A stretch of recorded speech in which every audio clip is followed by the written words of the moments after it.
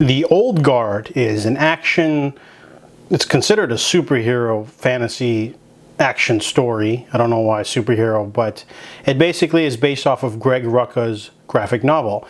The concept is that there are an immortal race of beings called the Old Guard. They're never called that in the movie, but these immortals basically are connected by a psychic bond. And they found each other. We don't know what causes them to become created. But the first one is Andy, played by Charlize Theron. She is on vacation. She comes back and meets the other three. There's Booker and two others. The other two are lovers. And essentially, they have like a psychic bond. And whenever they separate, they dream of the others. So the four of them get back together to do a job for an ex-CIA agent to rescue some hostages from rebel militia or something of that nature. However, when they go to do the mission, they find themselves set up. Someone has exposed them for immortals that cannot die, and now a pharmaceutical magnate wants to capture them and experiment on them to find out the secret of their undying DNA. So the concept itself is pretty interesting. It's basically Highlander, but less fun, without the emotion and without the good story.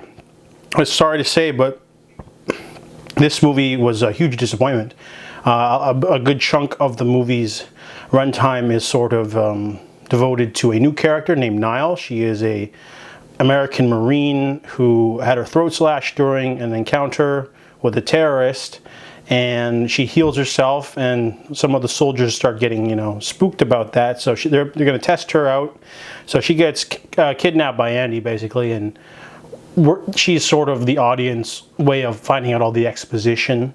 And there's some flashbacks, showing people in armor fighting and stuff like that. But they kind of tell you instead of show, and I didn't really like that aspect.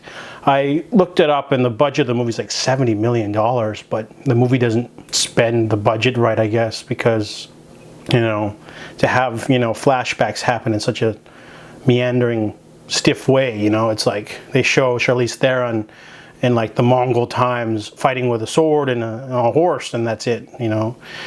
That's probably the best way to start your movie, not oh, by the way, I'm so old, I was part of this, or something like that. There's another movie that's very similar, that's a drama called The Man from Earth, that does a much better job of telling the story of a person who has lived forever. And this movie honestly has a couple of interesting action sequences, but they are marred by awkward music choices. They're playing this like edgy music, about like fighting and surviving and things like that. It's like if you've ever seen the trailer for the movie Tomb Raider, the Alicia Vikander movie, and they play the "I'm a Survivor." Imagine that, but in the movie itself, times 2 or 3. Yeah, you get what I mean. And they come off as kind of music video-like and cheesy. Whenever a music just plays a song without having it organically come in, for example, Baby Driver, he plays the music on his iPod, so we get the music, versus, just it playing out of nowhere, like in Transformers 4 or Divergent. So that was pretty awkward. The action sequences themselves, not talking about the music, but are pretty interesting. They have like a way of like being badasses. But honestly, the character development is very thin for these characters. I mean, Charlize Theron is probably the most interesting character because she's really old. The others are kind of just, they have their pasts and things like that, but they don't have much motivation. And the villains are pretty weak too. They're just like the pharmaceutical British guy who's all like, I want to save lives, and I don't care about morality. That's kind of like his deal. And he's got like a head of security and an evil doctor lady. Overall, this movie is very underwhelming, for the budget and the cast. The cast isn't even that great either. I mean, Charlize Theron's the most interesting part of the movie, but she plays it kind of like moody, and she is badass. There's some sequences where she's like cutting people apart with swords and giant axes and things like that, but overall the movie story is just kind of like weak.